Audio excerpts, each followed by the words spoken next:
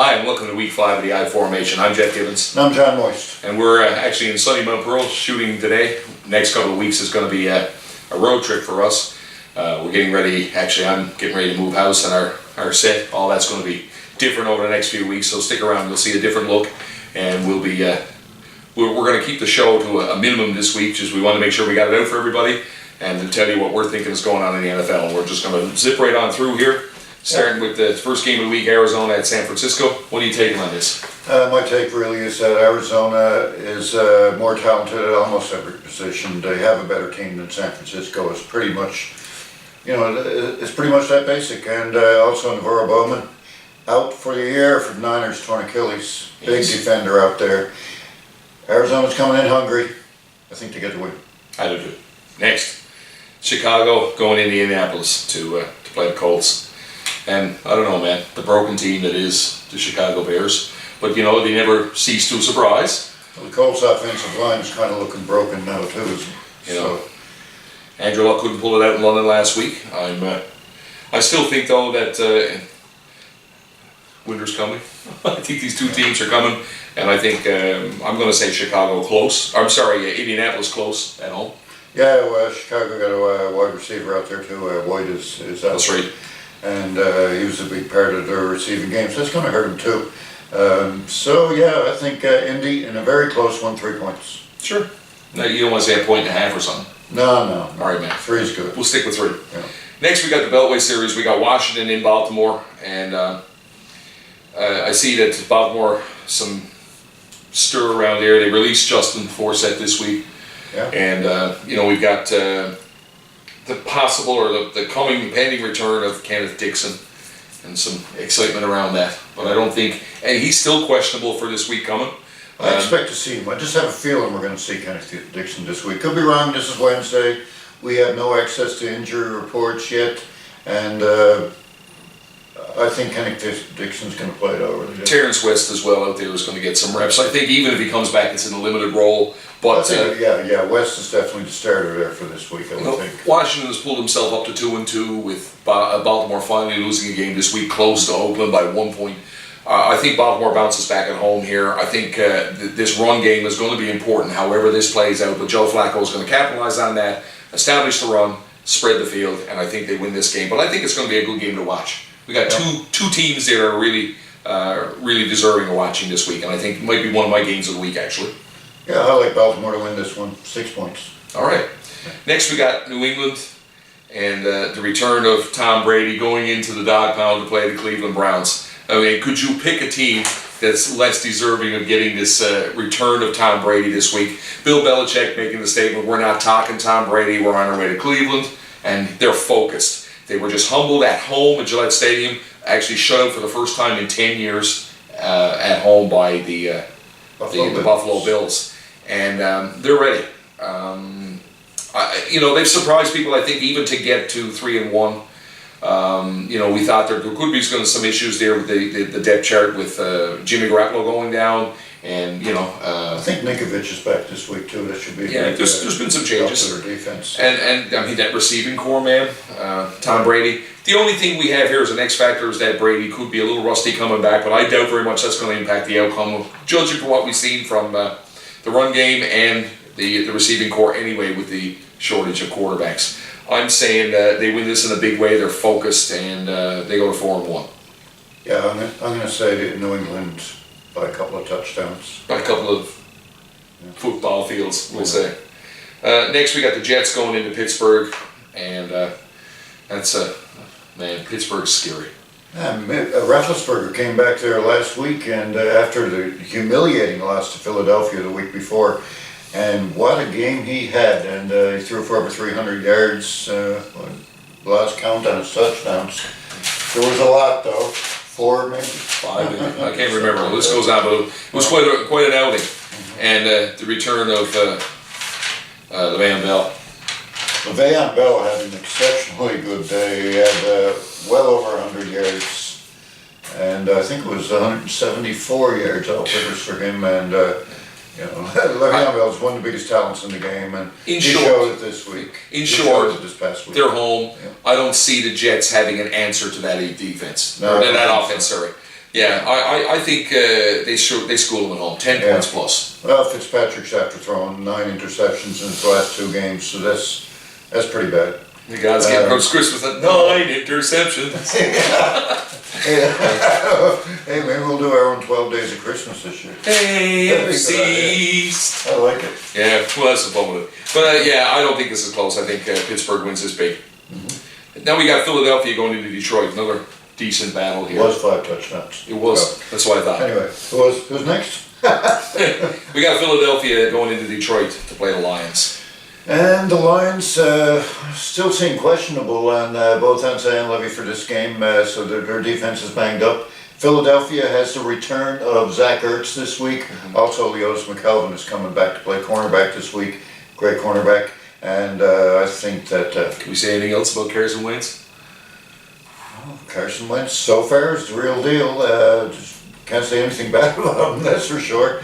Both of these teams can put up numbers, though. I'm thinking that this is close, but I think Philadelphia pulls out the win on the road. Yeah. I'd say less than a field goal. Less than a field goal. I'm in Big Philly by a touchdown. All right, we're both on the same page. Next, we got Houston going into Minnesota to play the Vikings. Wow. 2 very, very good defenses. Now, albeit Houston without J.J. Watt now for the rest of the season. Still got some talent there. On that Absolutely. But Minnesota, man, oh my, just firing on all cylinders. defense. Right, Zimmer's got to be the best coach in the game. I don't care what anybody says. His decision making is fantastic. Well, you take out your quarterback and you take out the likes of Adrian Peterson at running back, and you still manufacture ways to win. And that offense, Sam Bradford, Well, he's stepping in. North Turner, their offensive coordinator, is working very well with Sam Bradford. And I understand that Turner's son is the quarterback's coach there as well. So it's both Turners working with Bradford, and it's working out pretty well there. And it's win-win because Bradford's looking for a place to play. I don't think Minnesota's going to be that place, but he's getting a chance to showcase these talents. And I always believed in Bradford. I always believed that he was a quarterback that could be a starter in the NFL and could be, put up some serious numbers. We'll see how this goes. I still think that Minnesota is going to be too much for that Houston defense, and they win this at home. Yeah, I think Houston can keep it close. Yeah. So by close, do you think of a field goal, or are you thinking of a major score? I think it's a touchdown. Yeah, okay, touchdown sounds right. Next, we got the Tennessee Titans going into Miami to play the Dolphins. And this is, Tennessee has given Miami trouble in the past. As a matter of fact, last year they went into Miami and beat them. Was it last year? Yeah. I'm not sure, a couple years ago. Yeah. No matter. Last time they were in there, they beat them. And Miami has been sort of a wandering soul so far this year. They really haven't put things together, and they've got so much talent on that team. Arian Foster is questionable for this week, but he did show up in practice today. Actually, we're filming today is Wednesday. He was spotted in practice. What his role is going to be, one never knows, but the fact that he's back after missing 2 games, he's back in practice, that's a positive for the Dolphins. Cole Missy is also questionable for this one. The Dolphins are banged up. Yeah. So I still think, though, at home, this is their second game. They really need to make a presence at home, and they need to start to put this thing together. They're a little stronger than their 1-3 start, I think. And Pete Prisco, we caught that. It was 2-2 in your powers. So we know that was wrong. I mean, that was wishful thinking. I think that the Dolphins can put enough together against the Titans' defense to win this at home. And maybe it's the second half, which has been Tannehill's kind of MO. I think in the second half they play better and they win this by a touchdown. Yeah, I see that a lot of people are picking Tennessee this week for the slight upset over Miami. I'm going to pick Miami to come out in this one and make a statement. Denoris Searcy, I believe, is out for the Titans. Questionable right now. I don't expect him to play. And that means that the safety, one of the main safeties is going to be out. Big part of the secondary there for the Titans, and that's going to open up Jarvis Landry to come into the slot and have a big game. I look for a big game from Landry, and maybe Kenny Stills hangs on to the ball now. Yeah, well, Miami got these young cornerbacks. They got veteran safeties out there that can get the job done. Last week, what happens? They brought the safeties up. And it left when they brought the safeties up to stuff to run, the receivers were left wide open against these young cornerbacks, and A.J. Green had a field day with that. The secondary is definitely their problem So right now. they got to find a kind of a mean there to figure out what they're going to do with the defense there, or pick someone up in the draft next year. Are they going to bring? They're going to bring that cornerback in they got from Seattle. Are they going to put him back in the mix now for sitting him last week and give him the rookie a shot? You know, The rookie didn't do too well. no, that's right. He had a little like a Christmas tree. We'll see what happens. I still think Miami is enough here offensively to win at home. I'm picking Miami by 10. I'm saying 7. Thanks for that. And now we're going to go to your namesake. We're going to go to Atlanta and Denver. And you know what? With Trevor Simeon's non-throwing shoulder He's going to play. injured, I think he's going to play too. That's what we're He's hearing. updated the probable today. And whenever he plays, or the rookie Paxton Lynch, I think they got enough there. Yeah. That defense, this is a defense against that Matt Ryan offense. And Julio Jones, who lit it up this week and put 500 yards. This is really the battle of a great offense versus a great defense. And you know, Matt Ryan, did he throw for 500 yards last week? And was it Jones who got Oh, that's right. I got it back. 300 yards? 300 yards as a receiver. And that was the first time in NFL history that happened. Oh, There was a 500 a 10 and a 500, 300. 300. Yeah. Anyway, it was knocked down impressive. No. And but now you got to also think about people like Aqib Talib. And, That's right. you know, Harris Jr. Yeah. Apparently Talib. We'll take care of you guys, no problem. Talib shot himself. Apparently, we heard that this week too. Shot himself in the leg. Yeah, did the Plaxico burst thing. But you know, he said, "Yeah, by the way, that was me. Let's leave it alone." And they closed that case. But you know, trouble out the field. It didn't really knock him down. He's got how many interceptions already this year? He's playing well outside. But Playing very well, yeah. yeah, Von Miller. You know, it's tough. I think Denver has the better suit of cards here, and I think that at home they beat Atlanta. But this is going to be a good game to watch. Like I said, really think it's going to be a good game, yeah. yeah. I'm saying maybe a field goal here. I agree. All right. Go, Denver. And next is the one game that we disagree on this week. And that's Buffalo going into LA to play the Rams. And I know this is Buffalo's second consecutive road game, and you know, they're basking in the glow of an unbelievable achievement last week, you know, beating the Pats at home, shutting them out. That was a solid effort. I mean, you know, albeit without Brady, but you know what? That team has been tough to beat all year already. There's this guy on defense, Zach Brown. He had 18 tackles in that game. 18 tackles was a sack, and he hit the quarterback 4 or 5 other times beside that. Just fantastic. LA has beaten some pretty marquee teams in this league already this year, but the one thing that I see from that team is that they're not scoring points. So what I'm saying is that if LaShawn McCoy can have another week like he's had the last 2 weeks, and he gets the ball going on the ground there against LA, Tyrod Taylor's got enough there that they can win this close. I think this will be the penultimate road game where Buffalo wins this by a field goal. I'm going to pick the Rams, and I think that this is really a close call. Really a twine pass. A twine pass, as we've been saying forever. But I really think that the Rams have a great defense, and I think that they'll come through at home and beat Buffalo. I'm going to pick the Rams by a field goal, but I'm going to say that this game will be won by a turnover. Or by the team with the most points. I mean, you know. The team with the most points is definitely going to win this game. Very Madden-esque.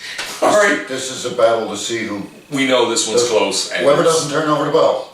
That's right. Just like any other game for that matter, but really. We get it. We understand that. Yeah. So it's close, man. Pick the tie this week. There's your bro line. Yeah. Next we got San Diego going into Oakland. Another close game and a good rivalry. Yes, it is. Right? You know. San Diego's coaching staff needs to be replaced, but that's okay. Well, yeah, because the chances of their quarterback being replaced, he's pretty much wormed his way in there. I think he's going to stick around for another little while. Rivers not the problem. No, he's not. No. And I think that Oakland with that big win, that close win this week against Baltimore, 3-1. you know, 3-1. And you know what? You said it. You said it at the beginning of the year. We both talked about Oakland, but you did come out and say that Oakland was going to be a competitive team this year. Mm-hmm. And, you know, it's kind of nice to see that. And in their division, they were going to be competitive. So here we are. They're playing San Diego, right? They're at home. I'm thinking that this is a really good game to watch as well. It's going to go back and forth. It's going to be smashed by football. High scoring, right? Yeah. You know, and I say a field goal or one score. We're going to say somewhere along the way. Whoever got that ball last is probably going to win this game. I agree. All right.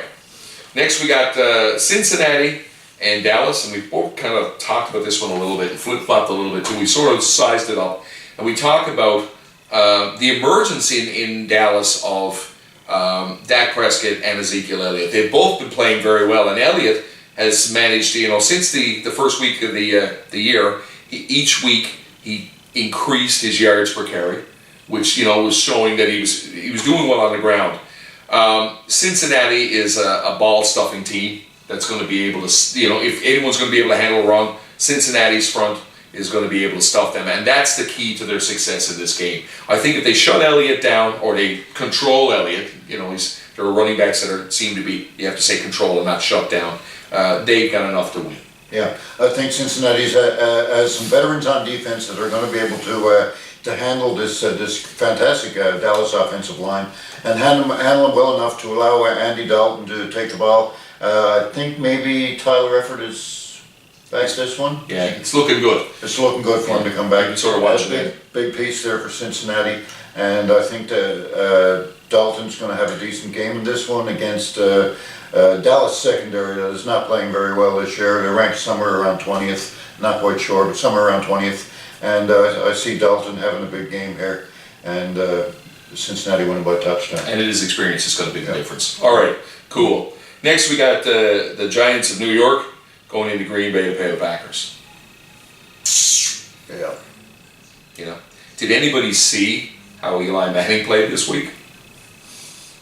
Eli Manning is not playing this year like he has played in other years. I mean, he's got an offensive line there that has been protecting him. So Jekyll and Hyde. I can go back over the last few years, you know, like as a Super Bowl winner, and then throwing the ball into a blanket of players that were all on the other team. Like he went on, it was a whole year of interceptions. Yeah. Now he's making poor decisions, and like I said, he's ducking. You noticed talking about ducking hits there in the last game we watched, right? Just not stellar play, you know. Throwing the ball away, playing nervous, playing like a rookie. Yeah. So that being done, and walking into the likes of Aaron Rodgers at home, Eddie Lacy.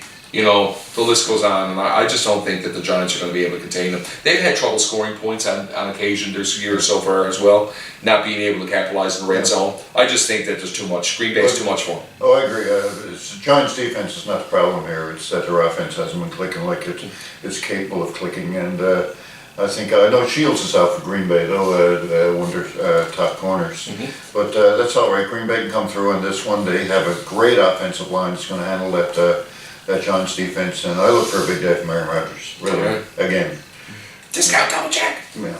Big day from Aaron Rodgers. Never heard that before. No, that's right. That's right. Yeah, he's not in that shadow. What's that guy's name? Number 4. I forget who was there.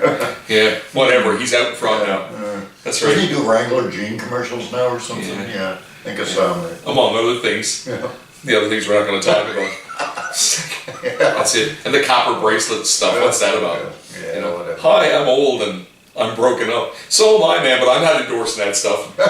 All right, and finally, we got Tampa Bay going into Carolina to play the Panthers. And concussion watch on Cam Newton. Yeah, you know something? That's being, you know, this whole... What's going on here with that, too, is that because they're playing on Monday, they don't have to release any injury report until Thursday. They're a day later than everybody else. That's right. So I think Newton's going to play. I think they're full of it. There's very much a Bill Belichick kind of injury report floating through the entire league this week. It seemed like everybody's questionable now. It's almost a farce that, you know, well, yeah, so we're going to put you down there. Yeah, that right arm again, Tom Brady, you know. Nobody really wants to give up information on their players. Nobody wants to give up information as to what you can hit or what point you're going to work on, you know, the whole bounty gate thing. But it's become a cat and mouse game of, you know, huge proportions. And you're right, we don't know much about Cam Newton. But at the end of the day, Tampa Bay going into Carolina with that defense, I still don't think they, you know, the snowball in the air. It's still Carolina's defense. That's right. Carolina should be able to come through here. I think so. Tampa Bay is missing Gerald McCoy on defense as well. So Carolina should be able to run the ball. I'm not sure what Jonathan Stewart is doing. He's questionable. There's no word on him yet. He's not, is he? Him too? Yeah, really. Is there anybody going to play this Sunday? I'm just curious. Well, Monday in this case, but Yeah. you know, We still got a couple of decent running backs there to get the job done. yeah, Uh, by committee. yeah, exactly. I think Carolina runs the ball to victory. All right, that was a nice little segue, Yeah. folks. That's the show this week. We're going to keep this real nice and light. Next couple of weeks is going to be like that as we make the transition into the new area we're going to be working, and you know, I'm getting pretty pumped about all that. That's our picks. Tell us what you think of those. I'm gonna get this thing up hopefully tonight at being Wednesday. If not, it'll be up Thursday morning. So when you see this, it's going to be close to the Thursday nighter. But please tell us what you're thinking. Tell us if you think we're out there. There was only one game in the difference game this week. Last week Last week was a tough week. wasn't a banner week, man. Phil Cowher did okay. He was like what, 10-6 or something last week. Yeah, it was 10-5. Yeah. 10-5. That's right. We're into the bye weeks. He had me by two games. I was 8-7. You know, and one behind you. Yeah. So it's we want to hear what you guys are thinking too. So as these matchups get closer, and more questions were on the injury report, and we're going earlier in the week. That's the way this rolls. John, you're still doing well on the world. So hopefully we can keep you up there where you are. We're top 15 right now. Yeah. About 2,000. It's all good, man. Yeah. Remember, give us a like on our Facebook page. Certainly like us or follow us on Twitter. And you can send us an email to theiformation@gmail.com. And also I want to say that we've been looking at this really cool site lately where we've been getting some good injury report and information. And want to give a shout out to these guys as well. And scoresandstats.com. I've been on there reading a few articles, and they have up-to-date injury reports, which is great. They're more up-to-date than a lot of the sites. So that's what I've been following for my injury reports. And I must say, they got some good articles there. They're feeding interesting site. Yeah. Feeding in for a couple of or three big sites where they're getting some information like that. So yeah, they're up and coming, and there's a really good format. Give it a try. Okay, well that's the show for this week. Just want to remind you all, enjoy the games as they come up this week, and respect the game, please. Don't drink and drive. That's it for me. You got anything else? That's it. All right, well then until next week. It's good night for me. It's good night from him. Have fun.